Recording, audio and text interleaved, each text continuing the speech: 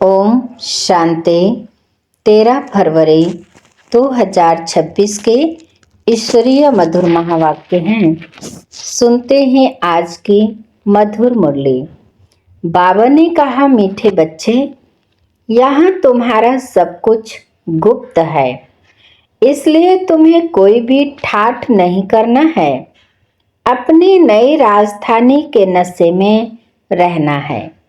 प्रश्न है, श्रेष्ठ धर्म और दैवी कर्म की स्थापना के लिए तुम बच्चे कौन सी मेहनत करते हो? उत्तर है, तुम अभी 5 विकारों को छोड़ने की मेहनत करते हो, क्योंकि इन विकारों ने ही सबको भ्रष्ट बनाया है। तुम जानते हो, इस समय सभी दैवी धर्म और कर्म से भ्रष्ट हैं।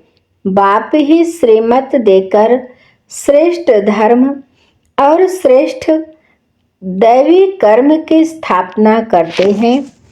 तुम श्रीमत पर चल बाप की याद से विकारों पर विजय पाते हो। पढ़ाई से अपने आप को राज तिलक देते हो। गीत है, तुम्हें पा के हमने जहां पा लिया है। ओम शांति। मीठे मीठे रूहानी बच्चों ने यह गीत सुना। रूहानी बच्चे ही कहते हैं कि बाबा, बच्चे जानते हैं यह बेहद का बाप बेहद का सुख देने वाला है, अर्थात वह सभी का बाप है। उनको सब बेहद के बच्चे आत्माएं याद करते रहते हैं। किस न किस प्रकार से याद करते हैं, परंतु उनको यह पता नहीं है कि हमको कोई उस परमपिता परमात्मा से विश्व के बादशाही मिलती है। तुम जानते हो, हमको बाप जो सतयुगी विश्व की बादशाही देते हैं, वह अटल अखंड अडोल है। वह हमारी बादशाही 21 जन्म कायम रहती है। सारे विश्व पर हमारी राजाई चलती है, जिसको कोई छीन नहीं सकता, लूट नहीं सकता। हमारी राजाई है अडोल, क्योंकि वहाँ एक ही धर्म है, द्वैत है नहीं। वह है अद्वैत राज्य। बच्चे जब भी गीत सुनते हैं तो अपनी राजधानी का नशा आना चाहिए। ऐसे ऐसे गीत घर में रहने चाहिए। तुम्हारा सब कुछ है गुप्त, और बड़े बड़े आदमियों का बहुत ठाठ होता है।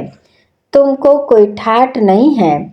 तुम देखते हो, बाबा ने जिसमें प्रवेश किया है वह भी कितना साधारण रहते हैं।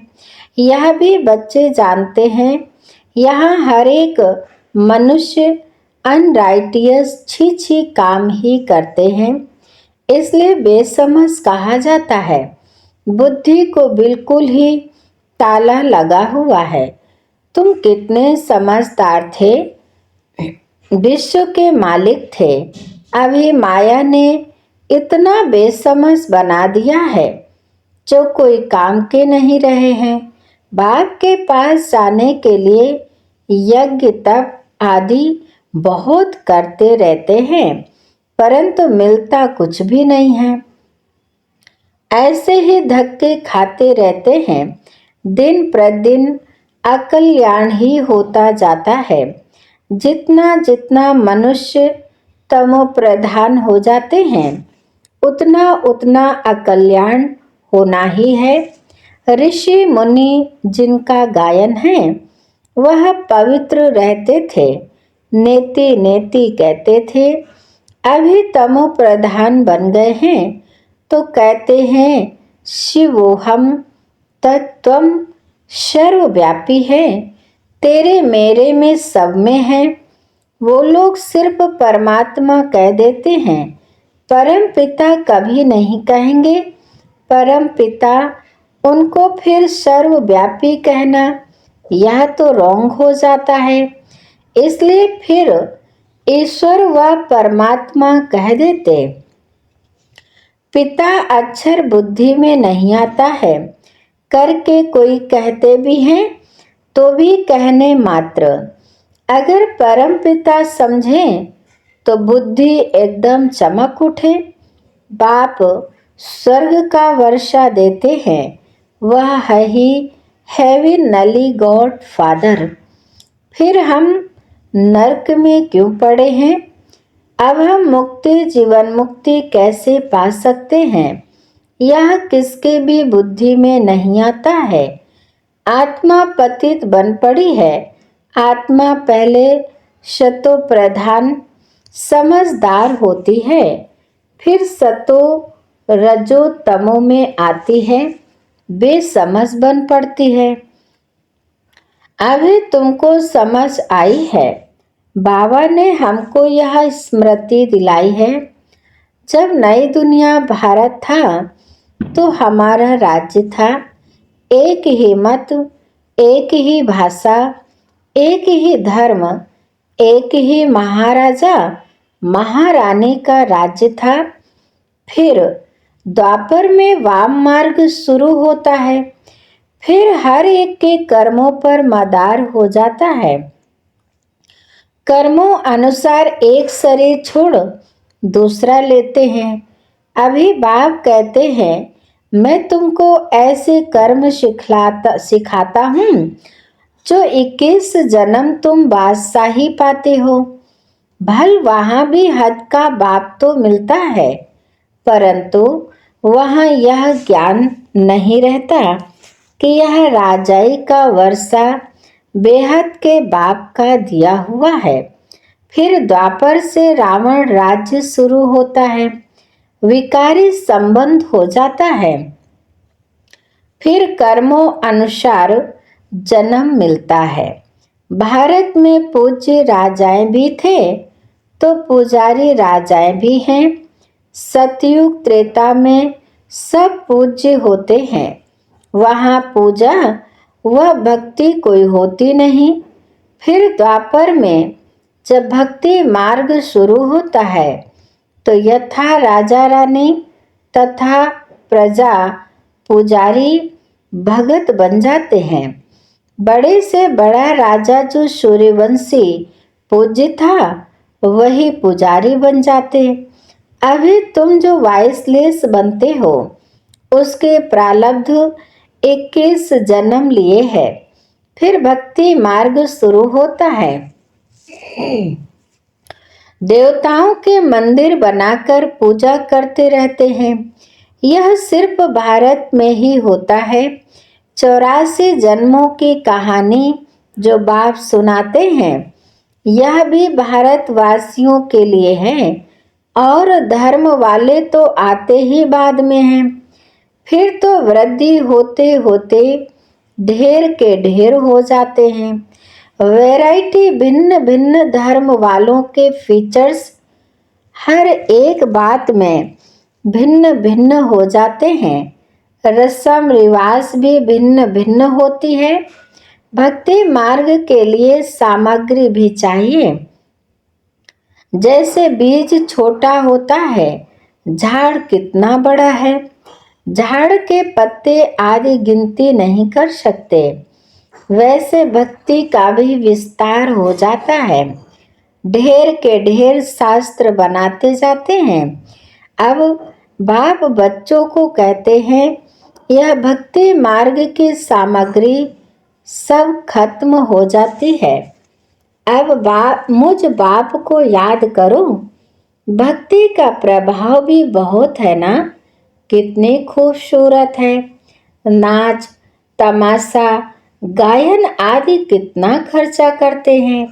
अभी बाप कहते हैं मुझ बाप को और वर्षे को याद करो। आदि सनातन अपने धर्म को याद करो। अनेक प्रकार की भक्ति जन्म जन्मांतर तुम करते आए हो। सन्यासी भी आत्माओं के रहने के स्थान तत्व को परमात्मा समझ लेते हैं। ब्रह्म वह तत्व को ही याद करते हैं। वास्तव में सन्यासी जब सतो प्रधान है तो उन्हों को जंगल में जाकर रहना है, शांति में। ऐसे नहीं कि उन्हों को ब्रह्म में जाकर लीन होना है। वह समझते हैं ब्रह्म की याद में रहने से, शरीर छोड़ने से ब्रह्म में लीन हो जाएंगे। बाप कहते हैं लीन कोई हो नहीं सकते। आत्मा तो अविनाशी है ना, वह लीन कैसे हो सकते। भक्ति मार्ग में कितना माथा कूटते रहते हैं, फिर कहते हैं भगवान कोई ना कोई रूप में आएंगे। अब कौन राइट। वह कहते हम ब्रह्म से योग लगाए, ब्रह्म में लीन हो जाएंगे। गृहस्थ धर्म वाले कहते भगवान किसी न किसी रूप में पतितों को पावन बनाने आएंगे। ऐसे नहीं कि ऊपर से प्रेरणा द्वारा ही सिखलाएंगे। टीचर घर बैठे प्रेरणा करेंगे क्या? प्रेरणा अक्षर है नहीं, प्रेरणा से कोई काम नहीं होता। भव शंकर की प्रेरणा द्वारा विनाश कहा जाता है, परंतु है यह ड्रामा की नोंद। उन्हों को यह मूसल आदि तो बनाने ही है। यह सिर्फ महिमा गाई जाती है, कोई भी अपने बड़ों की महिमा नहीं जानते। धर्म स्थापक को भी गुरु कह देते हैं, लेकिन वे तो सिर्फ धर्म स्थापन करते हैं। गुरु उनको कहा जाता जो सद्गति करे। वह तो धर्म स्थापन करने आते हैं, उनके पिछाड़ी उनकी वंशावली आती रहती है। सद्गति तो किसकी करते ही नहीं, तो उनको गुरु कैसे कहेंगे। गुरु तो एक ही है जिसको सर्व का सद्गति दाता कहा जाता है। भगवान बाप ही आकर सबकी सद्गति करते हैं, मुक्ति जीवन मुक्ति देते हैं। उनकी याद कभी किससे छूट नहीं सकती। भल पति से कितना भी प्यार हो, फिर भी हे भगवान, हे ईश्वर जरूर कहेंगे, क्योंकि वही सर्व का सद्गति दाता है। बाप बैठ समझाते हैं यह सारी रचना है, रचयिता बाप मैं हूँ। सबको सुख देने वाला एक ही बाप ठहरा। भाई भाई को वर्षा नहीं दे सकते, वर्षा हमेशा बाप से मिलता है। तुम सभी बेहद के बच्चों को बेहद का वर्षा देता हूँ, इसलिए ही मुझे याद करते हैं। हे परम पिता क्षमा करो, रहम करो, समझते कुछ भी नहीं। भक्ति मार्ग में अनेक प्रकार की महिमा करते हैं, यह भी ड्रामा अनुसार अपना पार्ट बजाते रहते हैं। बाप कहते हैं मैं कोई इन्हों के पुकारने पर नहीं आता हूँ, यह तो ड्रामा बना हुआ है। ड्रामा में मेरे आने का पार्ट नोंधा हुआ है। अनेक धर्म विनाश, एक धर्म की स्थापना, वह कलयुग का विनाश, सतयुग की स्थापना करनी होती है। मैं अपने समय पर आपे ही आता हूँ। इस भक्ति मार्ग का भी ड्रामा में पार्ट है।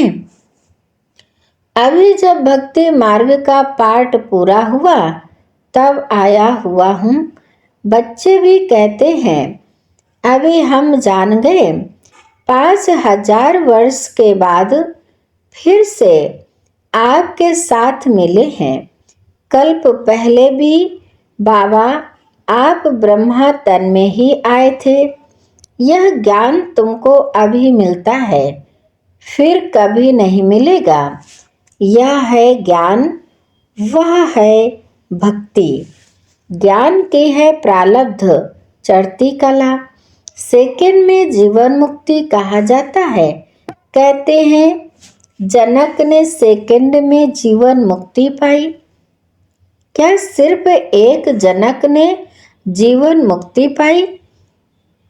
जीवन मुक्ति अर्थात जीवन को मुक्त करते हैं इस रावण राज्य से। बाप जानते हैं सब बच्चों की कितनी दुर्गति हो गई है। उन्हों के फिर सद्गति होनी है। दुर्गति से फिर ऊंच गति मुक्ति जीवन मुक्ति को पाते हैं। पहले मुक्ति में जाकर फिर जीवन मुक्ति में आएंगे। शांति से फिर सुख धाम में आएंगे। यह चक्र का सारा राज बाप ने समझाया है। तुम्हारे साथ और भी धर्म आते जाते हैं। मनुष्य सृष्टि वृद्धि को पाती जाती है। बाप कहते हैं इस समय यह मनुष्य सृष्टि का झाड़ तमो प्रधान जर्जरी भूत हो गया है। आदि सनातन देवी देवता धर्म का फाउंडेशन सारा सड़ गया है। बाकी सब धर्म खड़े हैं। भारत में एक भी अपने को आदि सनातन देवी देवता धर्म का समझता नहीं है देवता धर्म के, परंतु इस समय यह समझते नहीं हैं। हम आदि सनातन देवी देवता धर्म के थे क्योंकि देवताएं तो पवित्र थे। समझते हैं हम तो पवित्र हैं नहीं, हम अपवित्र पतित अपने को देवता कैसे कहलाएं? यह भी ड्रामा के प्लान अनुसार रस्म पड़ जाती है। हिंदू कहलाने की आदमशुमारी में भी हिंदू धर्म लिख देते हैं। भल गुजराती होंगे तो भी हिंदू गुजराती कह देंगे। उन्हों से पूछो तो सही कि हिंदू धर्म कहाँ से आया, तो कोई को पता नहीं है। सिर्फ कह देते हमारा धर्म श्री कृष्ण ने स्थापन किया। कब? द्वापर में। द्वापर से ही यह लोग अपने धर्म को भूल हिंदू कहलाने लगे हैं। इसलिए उन्हों को दैवी धर्म भ्रष्ट कहा जाता है।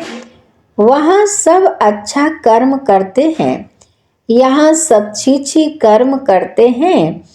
इसलिए धर्म भ्रष्ट कर्म भ्रष्ट कहा जाता है। अब फिर श्रेष्ठ धर्म श्रेष्ठ दैवी कर्म की स्थापना हो रही है। इसलिए कहा जाता है अब इन पास विकारों को छोड़ते जाओ। यह विकार आधा कल्प से रहे हैं। अब एक जन्म में इनको छोड़ना, इसमें ही मेहनत लगती है। मेहनत बिगड़ थोड़े ही विश्व की बादशाही मिलेगी। बाप को याद करेंगे तभी अपने को तुम राजाई का तिलक देते हो, अर्थात राजाई के अधिकारी बनते हो।